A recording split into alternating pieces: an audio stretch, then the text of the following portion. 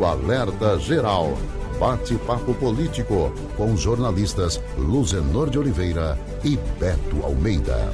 Eu abro o bate-papo político hoje com a presença do professor e advogado da área previdenciária Paulo Bacelar, que sempre aos sábados está conosco para tirar as dúvidas dos nossos ouvintes na área da Previdência Social. Professor Paulo Bacelar, seja bem-vindo ao Jornal Alerta Geral. Os dados do Ministério da Previdência Social mostram que vem caindo o número de benefícios, o número de pedidos analisados pelos técnicos do INSS. Hoje a fila tem pelo menos 1.300.000 pedidos de aposentadorias, auxílios e BPC.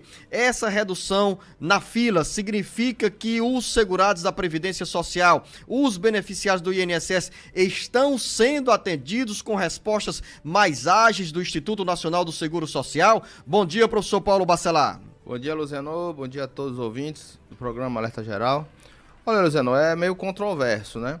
O INSS, para diminuir a fila dos pedidos de benefícios, editou uma portaria 1035, agora de 2022, para criar tipo de robôs, né, que irão analisar quando o segurado já tem todas as condições, quando o cadastro do segurado, daquele requerente, ele tem já tem toda a documentação necessária, todos os períodos no sistema, quando ele está com todas as datas informadas de início e fim de vínculo, quando as empresas ela demite um segurado, ela faz a informação da demissão e da admissão também, ou seja, quando o cadastro estiver todo bonitinho, todo certinho, é louvável que exista realmente um sistema que analise essas informações de forma imediata e já conceda o benefício de forma imediata, sem necessidade da análise de um servidor, aí diminuindo bastante o número de processos que estão em análise do benefício. Que acontece que muitas vezes o cadastro não está dessa forma, né? Não está dessa forma perfeita, como eu te coloquei, com as datas encerradas, com todos os vínculos informados. Existem pessoas que têm vínculos em carteiras de trabalho que não constam no sistema, e aí não dá para que o sistema seja robotizado para fins de indeferimento, o que é o que está acontecendo. Muitas vezes não tem todas as informações no sistema e o INSS indefere esses benefícios já de imediato, e aí não dá a oportunidade do servidor analisar o benefício. Quer dizer que essa fila diminui por um lado e aumenta por outro, professor Paulo Bacelar, porque pelo que eu entendi, na sua resposta, o robô tecnicamente vai dizer, você tem ou não direito ao benefício, à aposentadoria, ao auxílio, ao BPC. Então essa fila de espera diminui e o segurado, a segurada vai entrar em outra fila. Exatamente, é uma transferência de fila, ou seja, de recurso da fila do recurso, Conselho de Recurso da Previdência Social, que já está passando por problemas também, com falta de servidores, né? Existe um número limitado de juntas de recurso, que é do Conselho de Recurso da Previdência Social, que é um órgão separado do INSS, né, que analisa os indeferimentos da autarquia previdenciária, que é o INSS, e existem um número limitado de juntas de recurso com um número limitado de servidores, então, de conselheiros, que a gente chama, né, que nem sempre são servidores. Essa fila pode estar passando para o Conselho de Recurso também, como também migrando para uma parte para a Justiça, né, que muitos advogados, quando tem um indeferimento de um benefício, ele tem a possibilidade de ou entrar com recurso administrativo ou com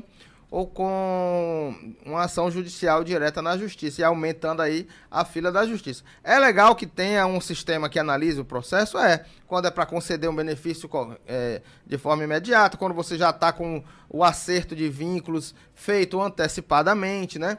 Eu lembro bem, Luziano, quando o ministro Pimentel entrou no Ministério da Previdência, ele criou a possibilidade de você pedir acertos antes de pedir aposentadoria, que era uma coisa antecipada, né? Você vai se aposentar daqui a 2, 3 anos, você podia pedir o acerto de vínculos através de um agendamento. Hoje não tem mais esse agendamento no sistema do INSS, no meio INSS, né, no aplicativo, mas tem a possibilidade de você pedir o acerto pelo telefone 135, que ele vai abrir uma tarefa e você vai poder juntar a documentação antes de pedir aposentadoria. Mas aquele que não fez isso previamente, que tem acertos para fazer, ele pode pedir esses acertos no próprio benefício, no próprio pedido de benefício. E aí, quando o robô, o sistema automaticamente vê que ele não tem direito ao benefício, mas que não foi feito esses acertos, vai poder ter um indeferimento indevido e ele, como você falou, migrando de fila, ou vai para o Conselho de Recursos ou vai para a Justiça. Professor Paulo Bacelar, nós temos falado com frequência na nossa conversa aos sábados no Jornal Alerta Geral Especial sobre os caminhos da aposentadoria, sobre os prazos que o INSS tem para cumprir para dar resposta aos segurados da Previdência Social. E ao longo dos anos, vimos também acordos feitos com o Ministério Público Federal, com o Ministério da Previdência Social e também com a Justiça para esses prazos serem cumpridos. Mas, na realidade, esses prazos nunca são cumpridos e os segurados continuam sofrendo e, diante dessa demora tanto, o caminho é parar na Justiça para obrigar o INSS a pagar o direito que tem o beneficiário, o segurado da Previdência Social. Como é esse prazo? Por exemplo, quem pede uma aposentadoria urbana precisa esperar quanto tempo para esse benefício ser publicado pelo INSS? Esse acordo foi feito do INSS de cima para baixo, né? Então, ele não consulta os servidores para ver o número de servidores, não se tem um planejamento de quantos servidores existem na casa para saber quanto tempo seriam necessários, quantos servidores seriam necessários para tirar essa demanda que já existe, fora a que entra todo dia, né? Então, esse acordo foi feito pelo INSS e a Justiça, sem a participação da OAB, é importante falar isso, né? Eu, como advogado, fico triste quando você tem ações, já que a advocacia ela tem uma atuação muito forte no direito previdenciário hoje. Esses acordos são feitos sem a presença da OAB. Então, não tem representante da OAB nesses acordos, que eu acho um absurdo. Então, esses acordos são feitos no INSS diretamente com o Poder Judiciário, e só que são acordos que são feitos de cima para baixo, sem um estudo devido para atender essa demanda. Então, numa aposentadoria, por exemplo, ficou o prazo de 90 dias. Uma aposentadoria, um auxílio-doença, 30 dias. Um salário-maternidade, 30 dias. Uma pensão por morte, 45 dias. Um BPC, que eu acho que um BPC idoso, por exemplo, que são critérios objetivos, você poderia ter um prazo menor, também ficou um prazo esticado de 90 dias. Pela lei, esse prazo é de 45 dias. Então, esse foi um acordo que foi feito no INSS, quer dizer, não está na lei esses prazos que eu citei aqui, e sim um acordo que o INSS fez com o Poder Judiciário para poder tirar essa demanda. Então, o prazo para a aposentadoria seria de 90 dias. Professor Paulo Bacelar, nós estamos aí a caminho de um novo ano, de um novo ciclo político e parlamentar no Congresso Nacional. E para quem está hoje na ativa, trabalhando com a carteira assinada, ou para quem está fora do mercado de trabalho, nós teremos nos próximos 4 anos, eu falo 4 anos, que é o período de uma legislatura, mudança na legislação previdenciária, depois da reforma da Previdência Social, professor Paulo Bacelar, há expectativa, há necessidade de novas adaptações nas normas que regem a Previdência Social brasileira? Olha, Luciano, quem atua no direito previdenciário, quem começa, né, já sente de nós, professores, um incentivo muito grande para que aquela pessoa estude todo dia. Por quê? Essa é uma legislação que tem atualização a cada dia. Não só uma legislação que será alterada com projetos de lei, com medida provisória, mas também com portarias emitidas pelas instituições, decretos que são lançados, e isso tudo vai tendo uma alteração. Sobre reforma da Previdência, sempre pauta de todo o governo ter alguma mudança na reforma da Previdência. Esperamos que uma próxima reforma da Previdência seja de correção das coisas que aconteceram na reforma de 2019, que eu acho que algumas regras ficaram bastante rígidas. Por exemplo, um aumento maior de tempo de regras de transição, né?